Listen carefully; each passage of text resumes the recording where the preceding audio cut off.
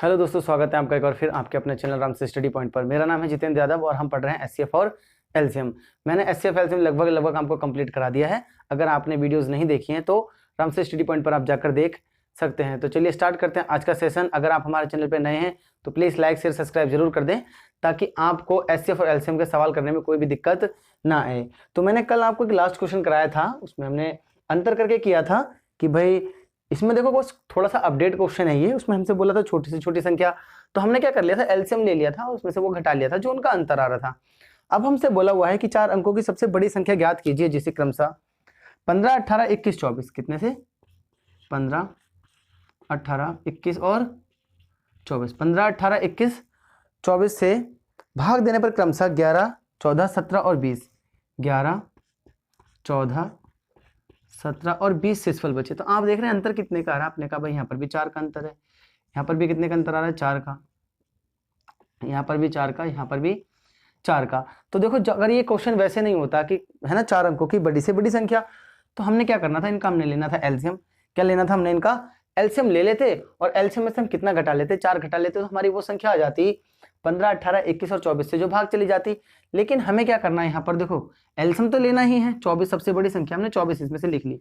आप अगर 15 को नीचे लिखेंगे तो आप जानते हैं 3 से कट जाएगा, 3 पंजे 15, 3 अट्ठे 24, तो नीचे बच रहा है 5, तो हमने 5 लिख लिया। अगर हम इस 18 को नीचे लिखें तो आप जानते हैं 6 दूनी 12, 6 3 18 और 6 चौक 24, यहाँ 3 बच रहा है तो हमने यहाँ 3 और लिख लिया। अब आप जानते हैं 21 है ना, 21 अगर नीचे आएगा तो आप जानते हैं 7 बचेगा, क्योंकि 7 है इसमें। यहाँ पर हम लिख सकते हैं 3 गुणा 7 है ना, 21 को 3 से तो ये कट जाएगा, लेकिन 7 आपका बच जाएगा और 24 से तो आपका पूरा पूरा कट गया। तो आप इसकी मल्टीप्लाई कर लें तो 5 तियाँ 15, 15 सत्ते 105, तो 24 गुणा 5 तियाँ 15 सत्ते 105। आप अगर 24 की गुणा 105 से करेंगे तो आप इसे आराम से ऐसे कर लो कि भाई इसे हम लिख सकते हैं 100 प्लस 5, तो आप जानते हैं 2400 तो यही आ जाएगा, प्लस 5 चौक 20 का 0 हासिल लगा 2, 5 दूनी 10 और 12, तो आपका 120 ये आ गया। तो आपका हो गया 2520। तो टोटल इसका एलसीएम कितना आ गया, 2520, यानी कि 2520 इसका एलसीएम आ गया है। अगर मैं इसमें से 4 घटा देता तो 2516 वो संख्या हो जाती जो 15, 18, 21 और 24 से भाग जाने पर कितना शेषफल देती, 11, 14, 17 और 20 शेषफल देती। लेकिन हमसे पूछा है 4 अंकों की सबसे बड़ी संख्या, तो हमने क्या करना है, 2520 से 4 अंकों की सबसे बड़ी संख्या को डिवाइड करना है, क्योंकि भाई ये संख्या नहीं है तो इसका मल्टीपल होगा। तो आपने कहा भी 4 अंकों की सबसे बड़ी संख्या ना, 4 अंकों की सबसे बड़ी संख्या कितनी हो जाएगी आपकी, 4 टाइम्स 9। तो आप जानते हैं कि कितनी बार डिवाइड हो जाएगा, 25 तियाँ 75, यानी कि 3 बार डिवाइड हो जाएगा। तो यहाँ पर तो आपका 20 तियाँ 60 और 25 तियाँ 75, तो 60 हो जाएगा। तो आप जानते हैं 9 बचेगा, यहाँ 3 बचेगा, यहाँ कितना बचेगा, आपने कहा यहाँ बचेगा 4, तो आपका, और यहाँ पर कितना बचेगा, आपने कहा 2, तो 2439 आपका बच गया। तो आप समझ सकते हैं कि 25-20 से अगर जब कोई डिवाइड हो रहा है, यानी कि 2560 7560 यही सबसे बड़ी संख्या है। तो 7560 अगर सबसे बड़ी संख्या है तो हमें क्या बताना है भाई, हमने क्या करना है, 4 इसमें से घटा लेना है, ताकि हमारा आंसर क्या है, वो या जो हमें चाहिए। तो हमने 4 घटा लिया। देखो पहले हम किस में से घटाते, इसमें से, अभी इसके मल्टीपल में से घटाएंगे, क्योंकि हमसे बड़ी से बड़ी संख्या पूछी है तो इसका मल्टीपल ये हो गया। तो आपने घटा दिया, तो आप जानते हैं यहाँ पर कितना बचेगा, आपने कहा भाई 54 बचेगा। तो 7554 वो संख्या हो जाएगी जो 4 अंकों की सबसे बड़ी संख्या भी है, और 15, 18, 21 और 24 से भाग जाने पर कितना शेषफल देगी, 11, 14, 17 और 20 शेषफल आपका देगी। तो आई होप आपको ये क्लियर हो गया होगा और ऐसे क्वेश्चंस में आपको कोई दिक्कत नहीं आएगी। कल भी हमने ऐसा क्वेश्चन किया था, आज भी हमने एक ऐसा क्वेश्चन किया, बस थोड़ा सा हमने और ले लिया कि 4 अंकों की बड़ी से बड़ी संख्या। अब आपसे 5 अंकों की पूछे, 8 अंकों की पूछे, क्या फर्क पड़ता है, सब करने ऐसे ही हैं, आप मल्टीपल लेके कर सकते हैं।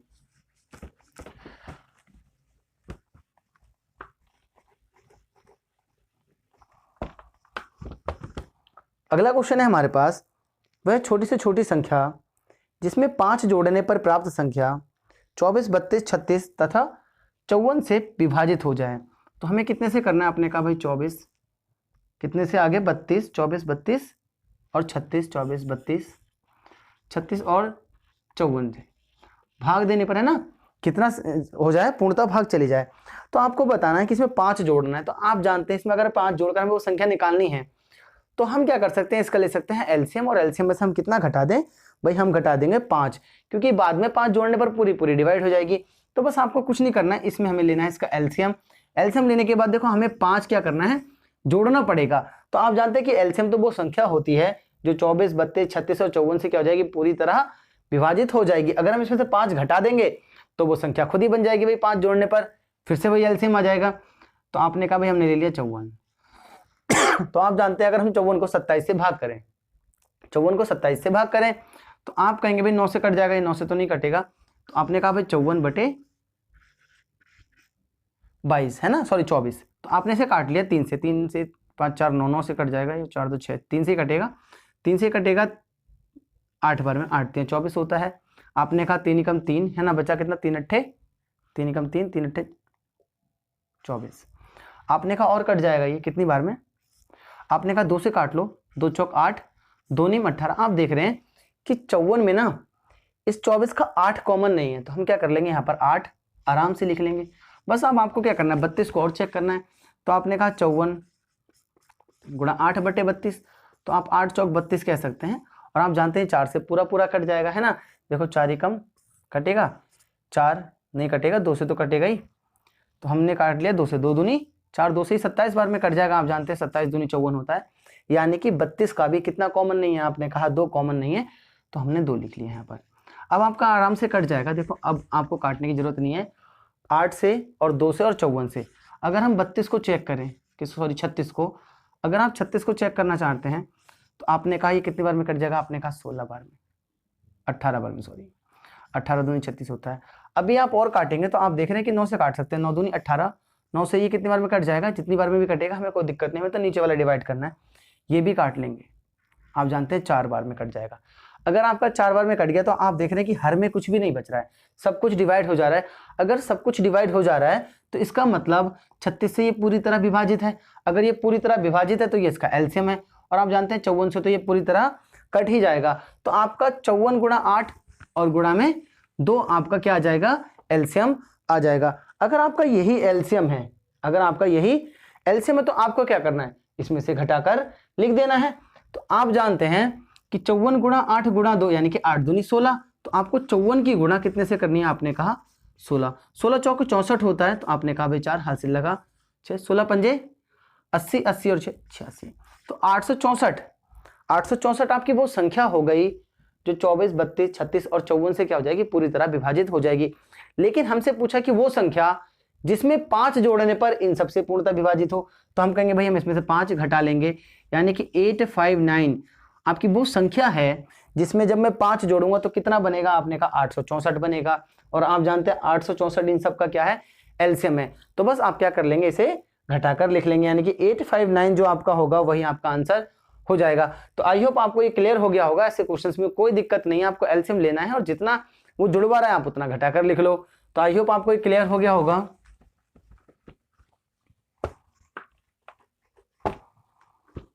अब अगला और क्वेश्चन लेते हैं।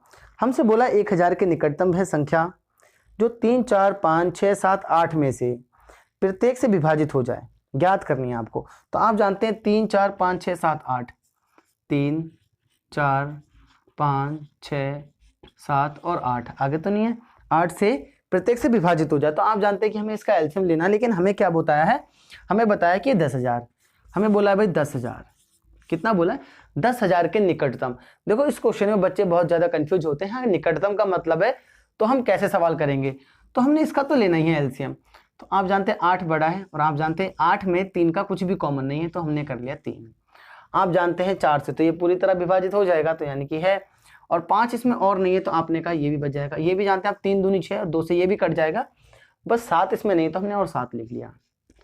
तो आप जानते हैं 8 पंजे 40, 7 तियां 21, तो आप जानते हैं 840, कितना आ जाएगा 840। तो इसका एलसीएम आपका कितना आ गया, आपने कहा भाई 840 एलसीएम आ गया। अब आपको पता है कि हमें इसे डिवाइड करके देखना है, भाई क्या करना है, डिवाइड करके देखना है कि क्या ये डिवाइड हो रही है। अगर ये डिवाइड हो रही होती तो हमारा आंसर यही होता। तो हमने कहा भाई हम भाग करेंगे 10,000 को कितने से, 840 से। तो आप कहेंगे भाई ये तो एक ही बार जाएगा 840। तो आपने कहा हम देखेंगे कितना बचेगा। तो 0 में से 0 गया, यहाँ 10, 6, यहाँ बचा 9, 160 आपका बच रहा है। कितना बच रहा है, 160।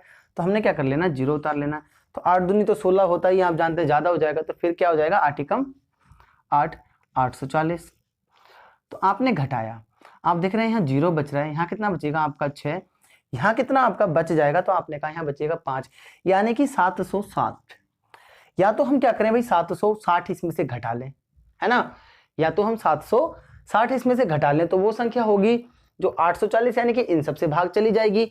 या फिर हम क्या कर सकते हैं भाई, देखो और इसे डिवाइड होने के लिए कितना जरूरत है, अगर हम इसमें जोड़ना चाहते हैं, देखो घटाएंगे तो कम हो जाएगा, अगर हम इसमें जोड़ेंगे तो कितना और चाहिए, तो आप कहेंगे भाई 14 बनाना, यानी कि 80 और चाहिए। तो आप ये बताओ, आप अगर इस संख्या में 80 जोड़ेंगे, है ना, तो कितना बनेगा, आपने कहा अगर हम इससे जोड़ेंगे तो 10,080 आपका बनेगा।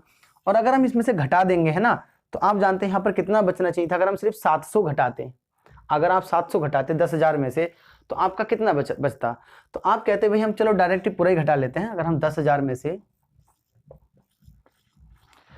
760 घटाना है आपको, तो आपने कहा भाई यहाँ पर तो 0 बचेगा, यहाँ पर आपका कितना हो जाएगा 10 में से 6 गया, आपने कहा भाई 4 बचा, यहाँ आपका पता है 9 में से कितना चला जाएगा, 7 चला जाएगा, तो आपने कहा भाई 2, और यहाँ पर 9,240 आपका बच जाएगा। तो क्या आप मुझे एक बात बता सकते हैं, इसके आसपास कौन सी संख्या है, ये वाली या ये वाली। तो आप कहेंगे ऑब्वियस सी बात है भाई 10,080 ही आपके आसपास की संख्या है। तो देखिए अब हम दोनों चीज थोड़ी चेक करेंगे भाई, यहाँ पर भी घटा कर चेक करते फिर रहे हैं और यहाँ पर भी हम जोड़कर चेक करते रहे। देखिए जब आप इससे घटाने वाले से कम जोड़ रहे हैं तो जोड़िए, जैसे यहाँ बहुत ज्यादा घटाना पड़ रहा है, तो आप जानते हैं ज्यादा घटाएंगे तो सिंपल सी बात है आंसर छोटा मिलेगा। अगर आप कम जोड़ रहे हैं तो आप क्या करेंगे, जोड़ लीजिए डायरेक्ट ही। अगर आपको जोड़कर मिल रहा है तो आप सीधे सीधे कह देंगे 10,080 आपका क्या हो जाएगा, आंसर हो जाएगा। अगर यही हमें ज्यादा जोड़ना पड़ता और कम घटाना पड़ता तो हम घटा लेते, है ना। तो बस जो चीज आपको कम करनी पड़ रही है वही क्या कर लें, आप जोड़ लें और घटा लें। तो आई होप आप ऐसे सारे क्वेश्चंस को अब कर पाएंगे। देखिए निकटतम वाले में कुछ लोग क्या करते हैं, इसी को घटाकर लिख लेते हैं, 760 को घटा लेते और बोल देते 9,200 जो भी आ रहा है आपका आंसर आ जाता। बस यही आपकी सबसे बड़ी गलती होती। आपको निकालना क्या था, निकटतम संख्या, तो निकटतम होगी 10,080।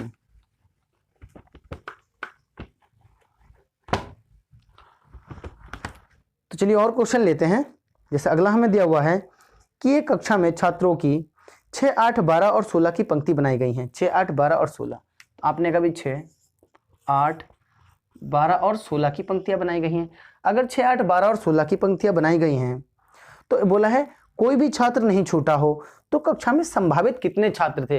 तो देखिए अगर कोई भी पंक्ति नहीं छूटी तो आपको एलसीएम लेना है, क्योंकि एलसीएम ही वो संख्या भाई सारी पंक्तियों में लग गए होंगे, है ना। एलसीएम ही वो संख्या होती है जो इन सबसे डिवाइड हो जाए, यानी कि इन सबके वो बना पाए, पंक्ति बना पाए। तो आपने कहा भाई 16 लिख लिया।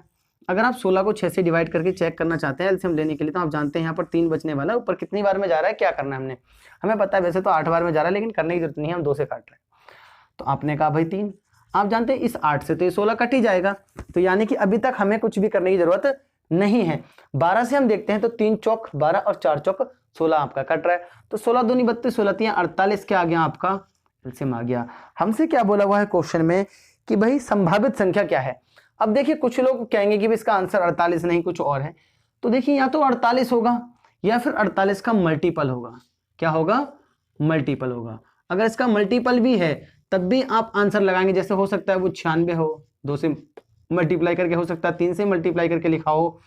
तो बस आपको क्या चेक करना है कि या तो आंसर 48 होगा या फिर 48 के मल्टीपल में होगा। हो सकता है ऑप्शन अलग तरीके से लिखे गए हो कि भाई 96 हो, क्योंकि यह संभावित पूछा है, कम से कम नहीं पूछा, ज्यादा से ज्यादा नहीं पूछा, हमसे संभावित पूछा। तो अगर वो कम से कम छात्र बोला तो हम कहते हैं भाई 48 है, लेकिन यहाँ संभावना है तो वो कितने हो सकते हैं, 96 भी हो सकते हैं और इसका मल्टीपल भी हो सकते हैं। तो आई होप इससे कम नहीं हो सकते पर 48 से, क्योंकि 48 ही वो संख्या है जो 8, 12 और 16 और 6 से क्या हो जाएगी, डिवाइड हो जाएगी। तो आई होप आपको भी क्लियर हो गया होगा। तो चलिए नेक्स्ट क्वेश्चन और लेते हैं।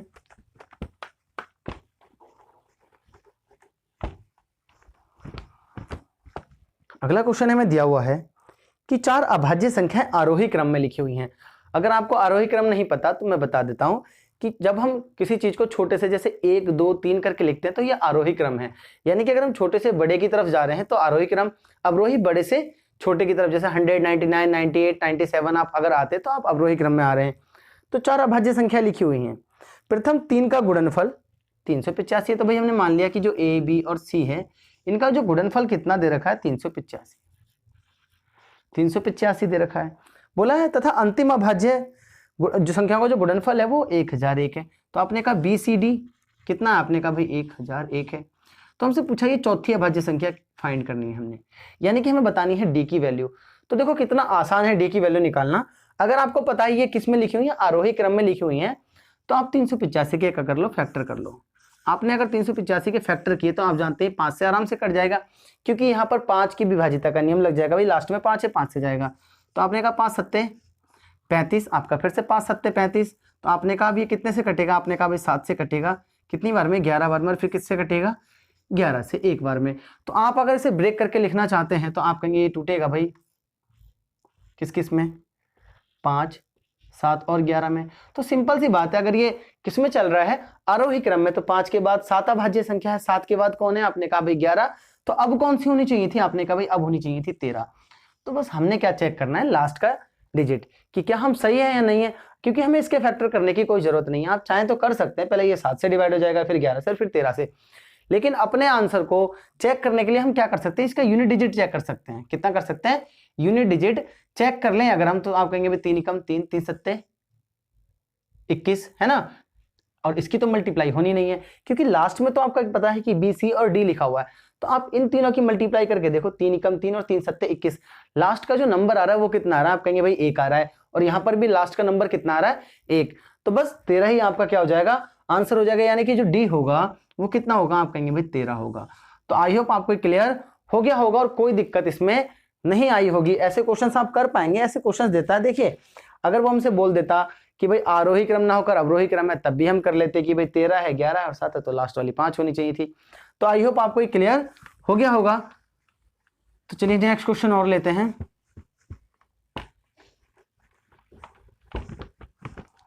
अब देखिए कुछ क्वेश्चंस आपने ऐसे देखे होंगे, जैसे हमसे बोला हुआ है भाई 1305, 4665, 6950 में से भाग देने पर प्रत्येक दशा में समान शेष बचे, है ना, क्या बचे, समान शेष बचे।